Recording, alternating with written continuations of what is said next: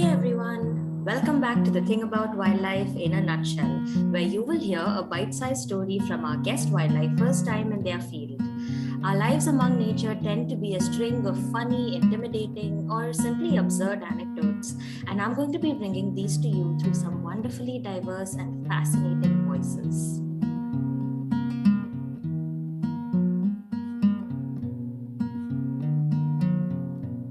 In today's episode, you will be listening to a conversation I had with the spirited man of the mountains, Munib Khanyari, who has just emerged from having completed his fascinating doctoral work in the Himalayas. He did his PhD from the University of Bristol and has been associated with the High Altitudes program at the Nature Conservation Foundation as a research scholar for quite some time now. His work focuses on the ungulates of the mountains, how they survive, how they interact with livestock, and even their health in the high up cold deserts. Conversation also took us towards the concept of conservation optimism, which is something Munib has come to hold quite close to heart.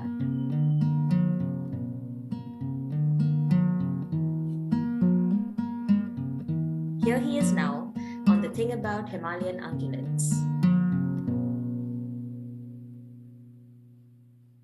Hey Munib, how are you doing today? Thanks so much for joining me on the podcast. Hi, Ishika. It's lovely to be here. I'm so glad to be speaking to you about everything that I love about the mountains. Yeah, no, I've been really excited to talk to you because you're someone who's had such a wealth of experience in a landscape that we don't talk a lot about. It's also when you think about the high altitudes and you think about mountain systems, it's very romantic and it's romanticized a lot and it's often considered to be nothing much more than a tourist destination. But of course, there's so much more going on there. So I'm very excited to unpack all of that with you. I'm excited to be here. So let's start right at the top about just how you got interested in these systems. What got you started? What were your early motivations, influences that have led you to spending so much time in these places, which actually are not easy places to work in, and they're actually also harsh climates, harsh landscapes, but you're sticking with it. So tell us a little bit about that. Sure. So for those of the people that don't know me, I mean, I was born in Kashmir, but at a very young age, because of all the troubles of the place, I had to shift. Our family shifted to Mumbai. But I very vividly remember like growing up in the mountains. I mean, this is going to sound all nostalgic and romantic, but some part of it that is really true. So that memory of the mountains always stayed with me, really. And I remember, some of my earliest memories were like walking through the mountains with my father in particular. He was someone who really loved like trekking, fishing, the outdoors in general. So that really was, I would say, like the seed of, just the love for the mountains. And whenever I left, India, luckily I was privileged to study abroad for my bachelor's, and after that for my graduate studies, like I would always be reminded of the mountains. Really, it made me feel like who I am. Like it just reminded me of who I am, who we were. And actually, a strange way, leaving Kashmir felt like, we were losing a part of who we were, but then the mountains reminded me of that, so it always pulled me. I mean, I had bits and pieces of trial and error of working in different landscapes, and every landscape is beautiful, right? But I never really felt that connection of, look, this is where I want to be. So yeah, that's where I think my motivation for working in the mountains, especially the higher Himalayas where I am, comes from. Yeah.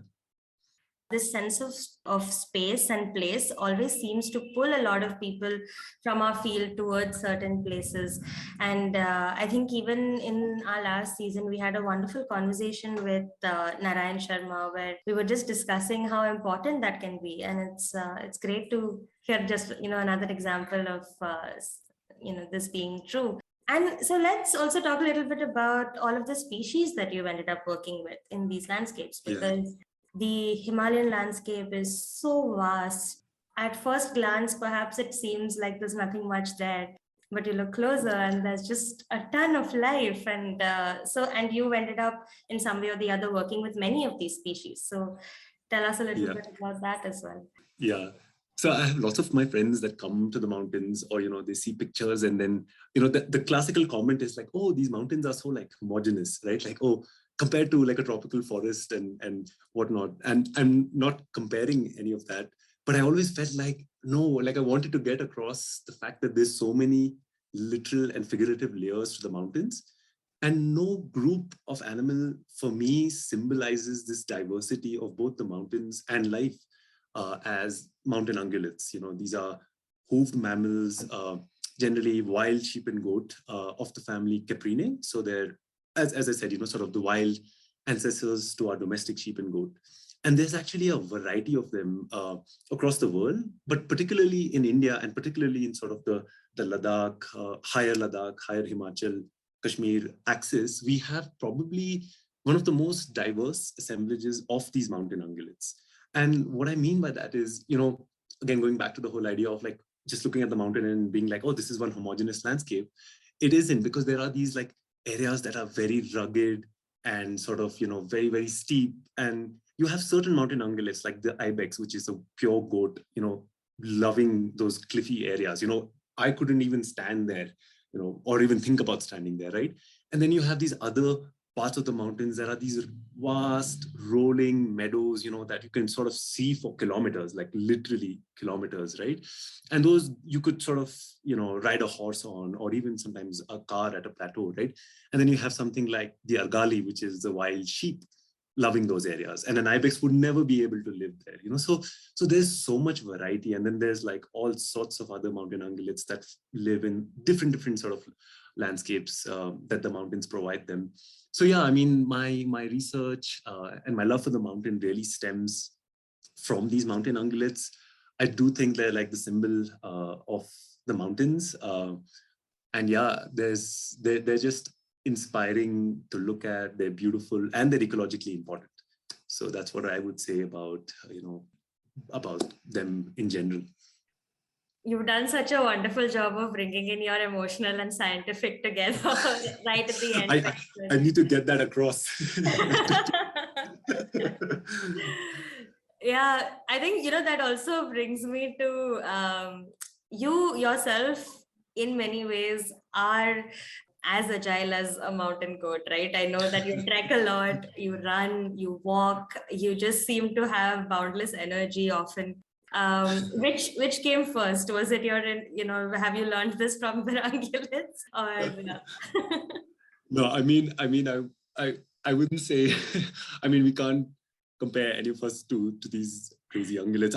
If at all, I would say like the people in these landscapes. We're just a shadow of the crazy sort of abilities that these mountain ungulates have. I mean, it's incredible seeing some of these ungulates, like the argali that I mentioned, right? Like, yes, there is the whole idea of being having endurance in the mountains, having to trek and whatnot, but just the sheer aspect of the weather and being like out in the cold is incredible. We've seen argali at like 4,500, 5,000 meters. So that's like 5 kilometers straight up from the sea floor, from the level of the sea, up high in the winter at -40, just sitting, right? And in these landscapes, you also have herders sometimes, just with their livestock going out there. So I think people like that really inspire me. And I think, we're just, we're always going to be a shadow of both of them, really. But yeah, we try our best. I mean, to study the ungulates, you have to try and be like one as much as possible. So yeah, that's what I would say about that. So tell us also a little bit more about your research now, because you've been there for a while. And just like you're saying, it's mind-boggling that there are species that are able to sustain themselves, reproduce, stay active at those high altitudes, at those temperatures. And these are herbivorous creatures that rely on vegetation for food, and you don't have vegetation there for for so many months in the year. So what is happening in that system, and where does your research fit into it all? It's such a great question, because again, when some of my friends and colleagues come, right, they'll ask, or we'll show them, oh, this is where, you'll find a herd of an argali or a blue sheep, which is a mix of a sheep and a goat, actually. It's called burrel as well. We'll be like, oh, this is the perfect place for them because, look at these beautiful pastures. And they'll go around and be like, where is the pasture? Because these are high mountain, almost desert systems, right? Semi-arid, arid systems. And as you rightly said, they're very low in terms of their primary productivity, right? What that means is basically very little vegetation out there, very little sort of access to resources, even like water. Like, in the winter, for example, there's very, very little water because everything is frozen. But just coming back to my own research, I mean, there's a lot of research going on with the larger group that I'm working with. So I'll get to that in a second. But I've really been interested in this whole axis of disease transmission between wild ungulates and domestic ungulates, particularly sheep and goat. As I said, the mountain ungulates that I work with, they're the wild ancestors to the domestic ungulates, particularly the sheep and goat. So because of that relatedness, there is a chance of disease spillover between the two. So, and that's been really, really understudied across like Central and South Asia. I mean, I would say across the world in general, but particularly in the mountains of Central and South Asia. And we have some of the highest mountains in Central and South Asia, the Himalayas, the Hindu Kush, Karakoram, so on and so forth. So I've tried to dwell into that because I feel that's very important for wildlife conservation from the aspect of, as you rightly also said, right? Like these are resource limited systems. So any amount of disease on top of that can really be detrimental to these ungulates. So we've tried to look into that. But because these spaces are also where you have, albeit in low density, people and their livestock, that question also then becomes important for their livelihoods, for their livestock health. So I've really enjoyed delving into that.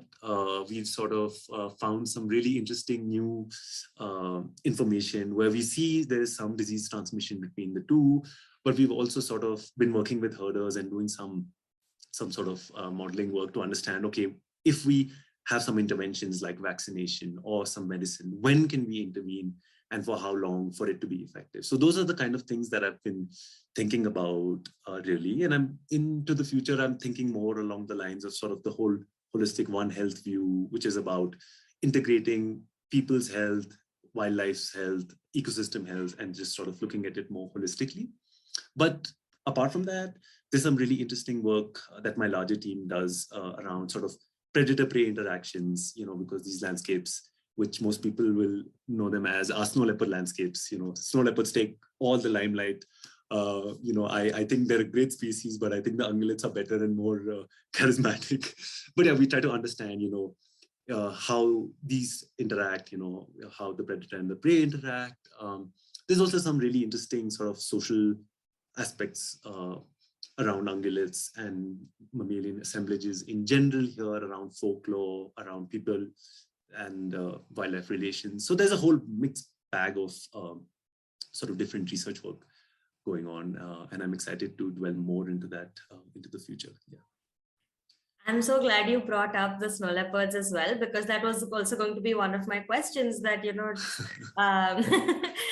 a lot of people who end up working in these landscapes are probably attracted to it because it's a snow leopard landscape. And it's this really charismatic species that is the logo of, large wildlife conservation NGOs, or they're often the flagship species for the Himalayas. And yet you do tend to work with the quote unquote prey species, which is, I feel, doesn't do them justice, right? You to club them all into just calling them prey species. But also this is becoming a landscape that's a lot more accessible to tourists and people in general, right? Who are not from this area. While I've never really done any first-hand research in this area, Ladakh was one of the first places when I was really young that I was fortunate enough to do an internship there. And I remember at the time when I was visiting Ladakh, I would barely see anybody apart from the local communities or those who are properly from the land. And now it's just teeming with tourists, even in the winter, which I feel at one point was unheard of. How has that been affecting this whole system? The fact that snow leopard tourism is becoming a thing, and the fact that it's anyway, really hard for the entire ungulate community to function in this place, but they're probably getting less and less attention now. Yeah, I mean, just to answer, before I answer your question, I just wanted to share a thing that probably all ecologists around the world will agree with me when I say, when people work with like big charismatic species like snow leopards, they end up actually working with maybe their feces or their hair, because, those are the kind of things you have access to in the wild.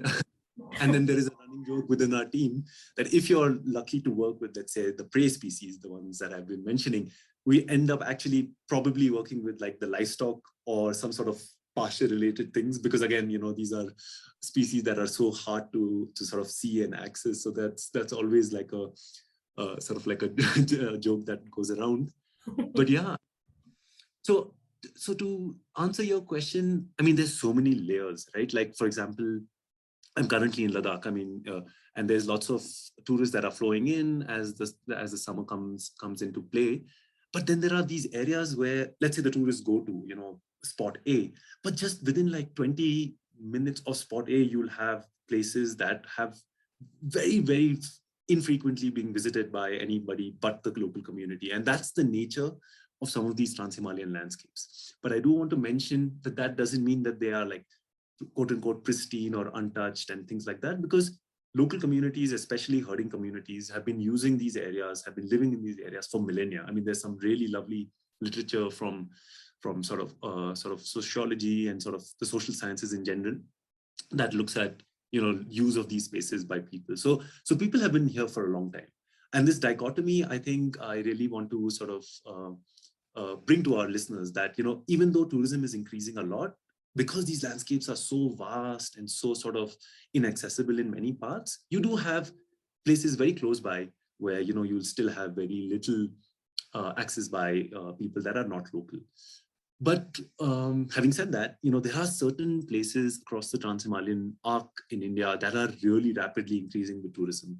The star there is the snow leopard. There are places in Ladakh, there are places in Spiti in Himachal where you didn't even think that wintertime would be a time where anybody from outside would visit. You wouldn't imagine that that place would have cell phone connection. I remember 4 or 5 years ago in our base camp in Kibber, we would have like a wall, literally just a wall where we would put a cardboard with the shape of a phone. So we had to place it exactly there to get like 1 bar of reception to then call somebody, right? Today, from that very village, you can have like 4G internet and video calling, which is great. It connects the world. But you can see the rapid change between 4 years ago till today in terms of the technology. And that's the same with roads. For instance, some of these areas are, most of these areas, in fact, are border road regions. Road infrastructure has increased. Again, like in 2008, I think was the first time I drove from Srinagar to Leh, and it took us like a day and a half. Like we had to go to Kargil first, sleep there, then drive up. It was just horrible. The road was horrible. There were like checks along the way and this and that and whatnot. Today, I could leave at like 6, 7 in the morning and be in Leh by 4. Have a cup of tea in Leh by 4. So connectivity has increased as well. And that's allowing tourists to flow in. I think there are some really interesting aspects of that. Like there are stories where local communities have really grabbed this opportunity by the neck, formed cooperatives and that sort of like deal with this inflow of tourism.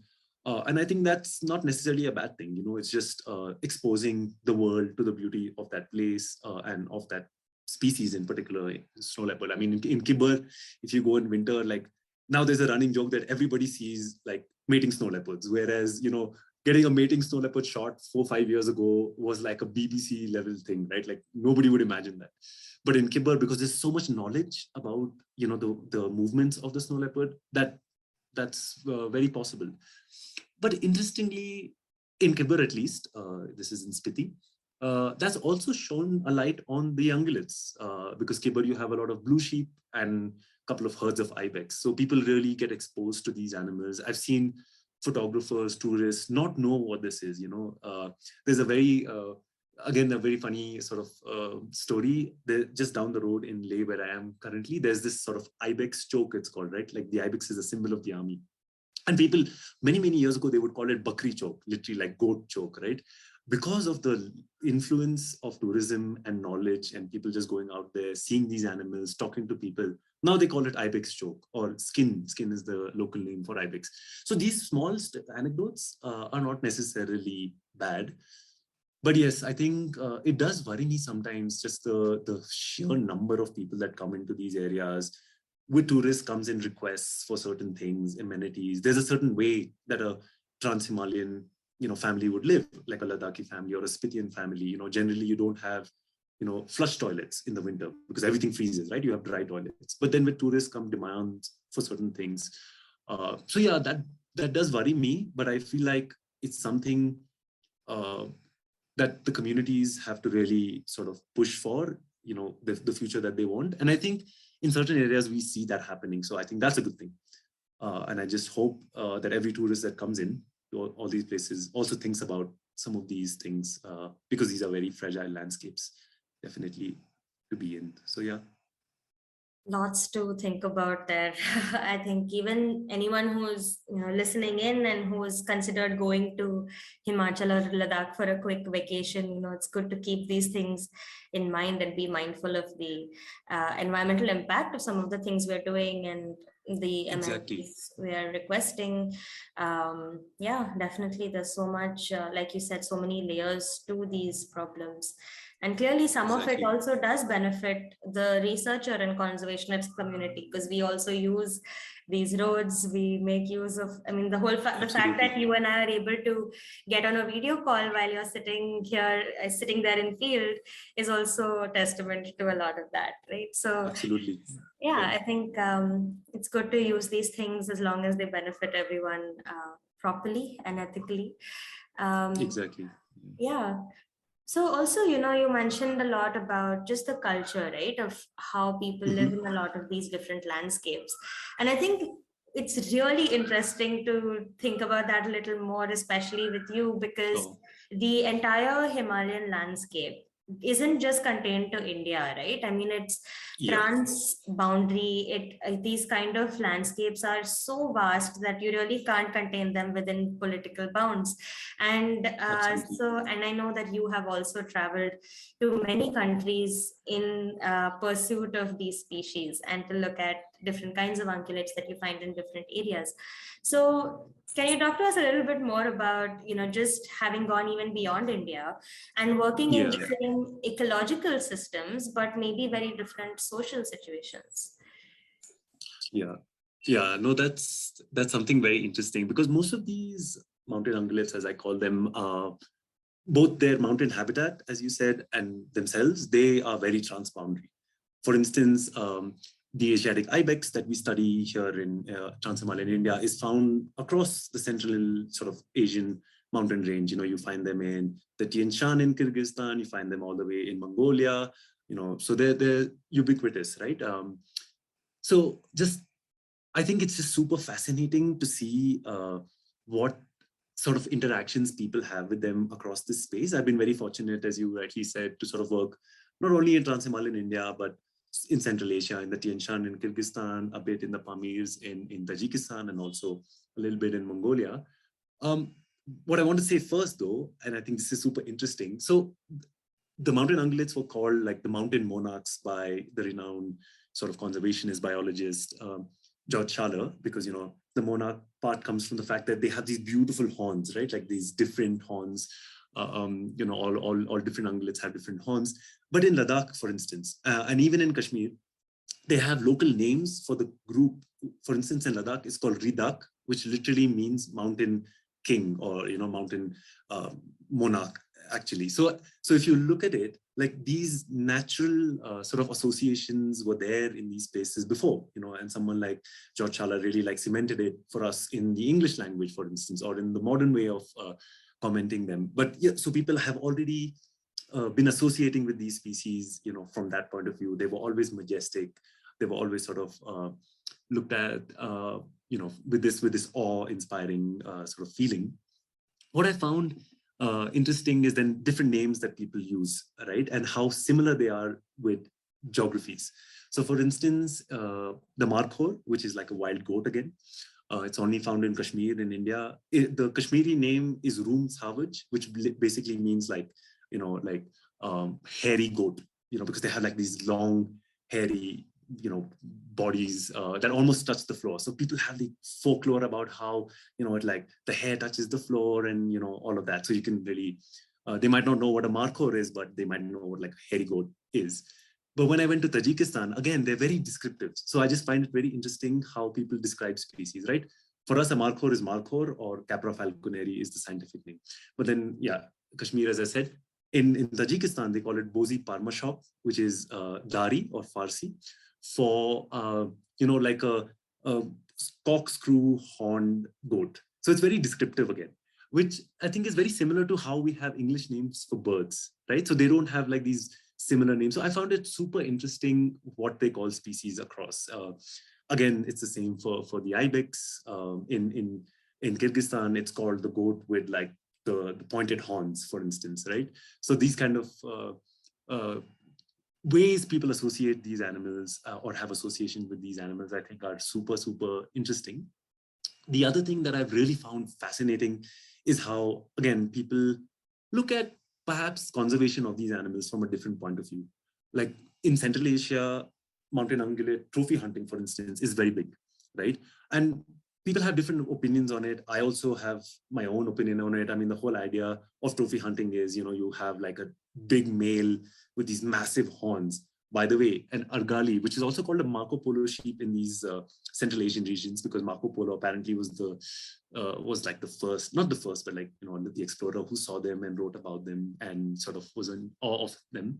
Marco Polo sheep in the Pamirs can have horns that go to about 180 centimeters. So that's about 6 feet. So that's crazy, but they roll across, right? So they're massive horns. So people go to hunt them for their trophies, these horns.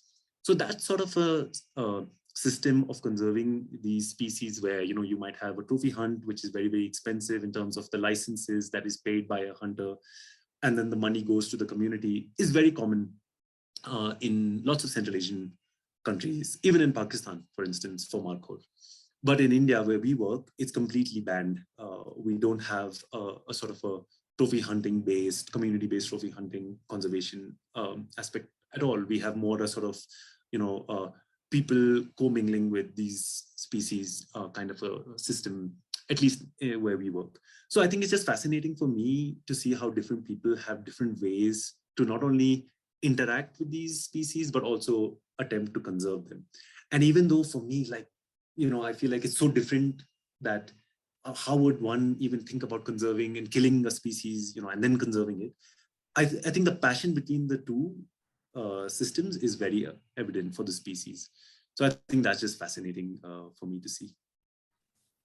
That's so beautiful and very interesting to hear about some of those descriptive ways of interacting with different species. And definitely, I think it brings in so much perspective, because I think definitely, being born and brought up in India and then getting into the field of conservation in any way, you have this unilateral view that hunting is bad for any Yeah. purpose, right? And Yeah. but that's not the case globally. And I think yeah, when I personally first interacted with the idea of trophy hunting for conservation, it felt like such an oxymoron in my head, right? It didn't make any sense. But yeah, that's so true. That's very, very interesting to get that kind of perspective on the same species in so many different places. Exactly.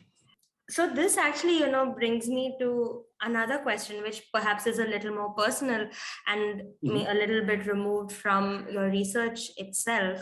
But just wanted to talk a little bit about conservation optimism, because this is something that has become a large part of the work you engage with, and just, I think, the messaging that you put out now into the larger community, which is to just be more optimistic, to take notice of just the positive success stories that are happening, and making sure it's not all doom and gloom.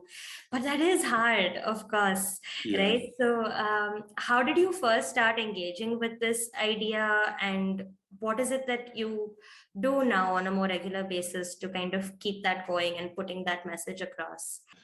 No, thanks for bringing that up, Ishika. I mean, the whole idea with conservation optimism in general is, as you said, it's not to say that everything is okay in the world, especially in the world of conservation, but it is to acknowledge that there are challenges, difficulties, failures.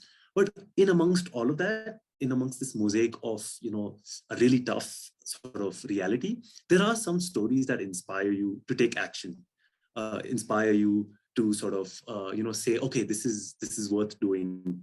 And that could be quote unquote a success, or it just could be a community to sort of be part of. So that's really what conservation optimism for me is, and that's why I sort of abide by its ethos, I guess.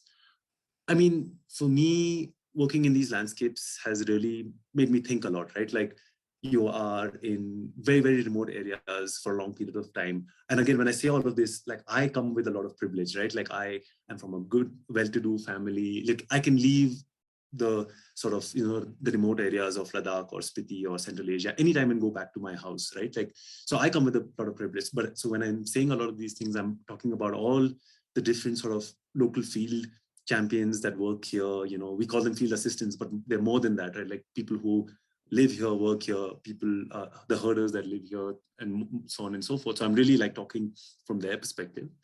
But yeah, like, living and working in these landscapes is very, very hard. It's isolating, both from a mental health perspective, but also from a physical health perspective. You're walking long hours, harsh weather.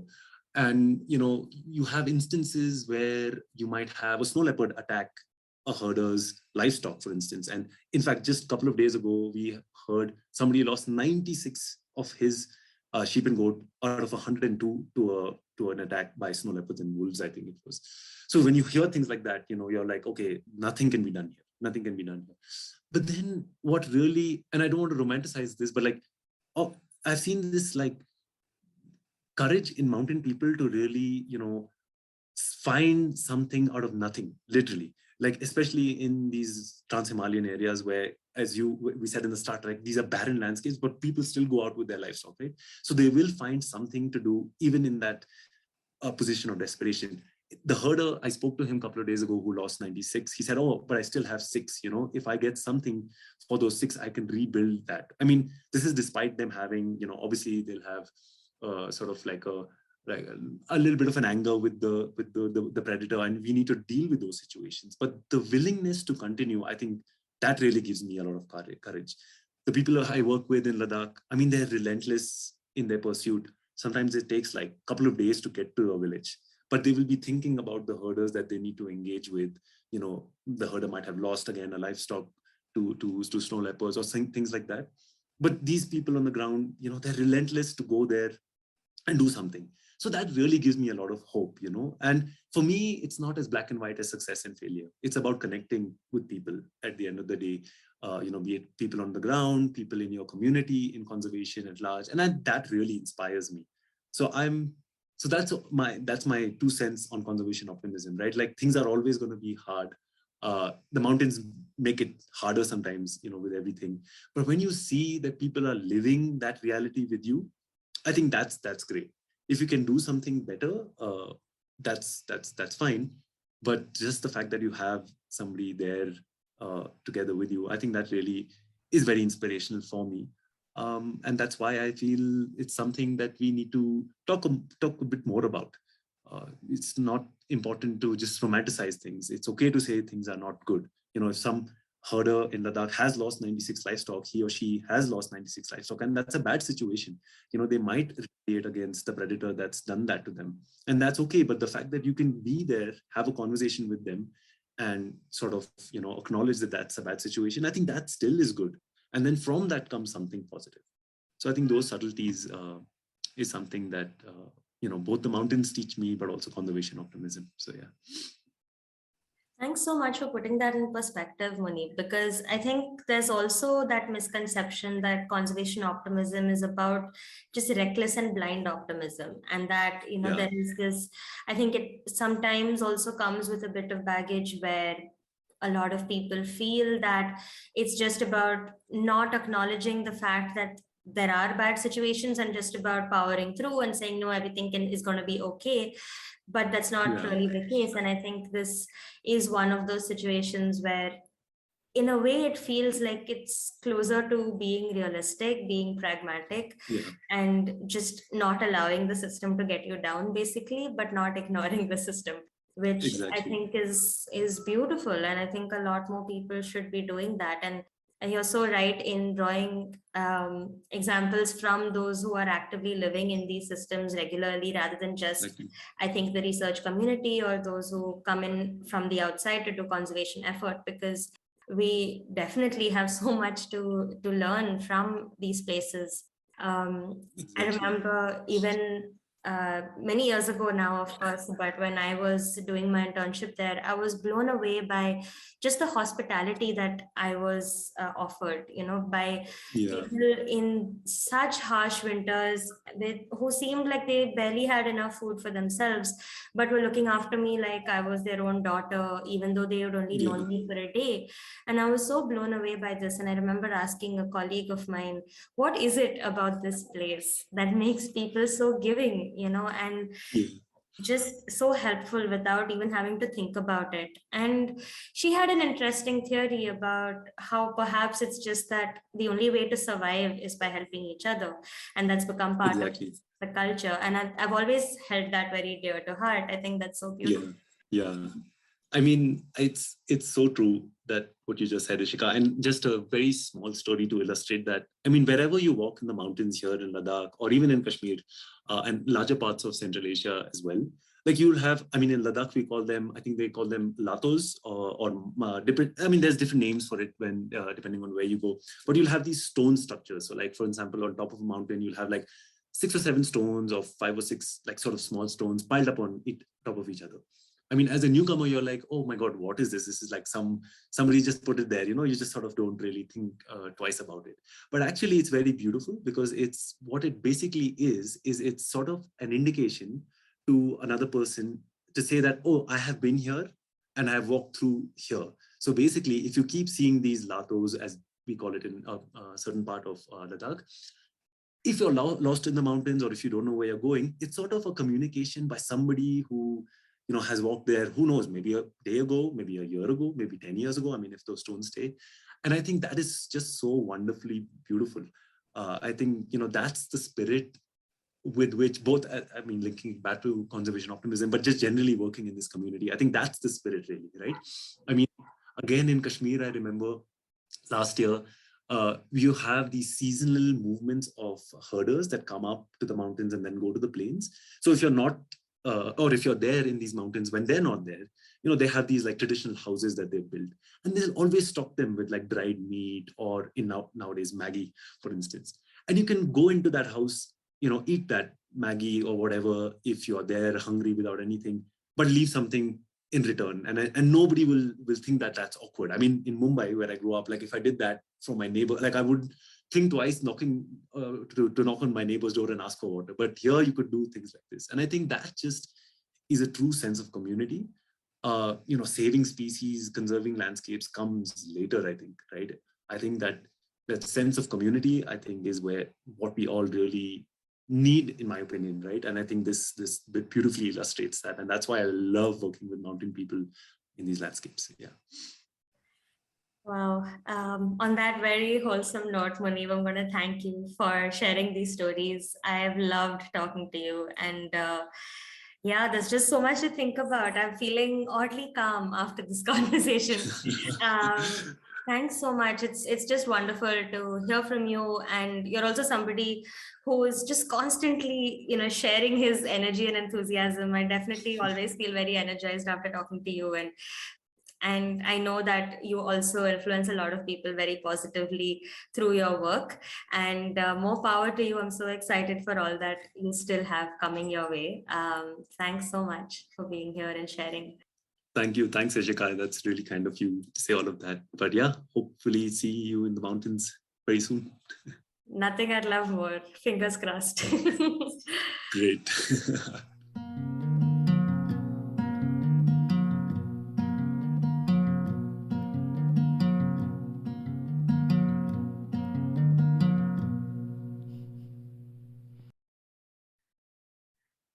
Thanks for listening.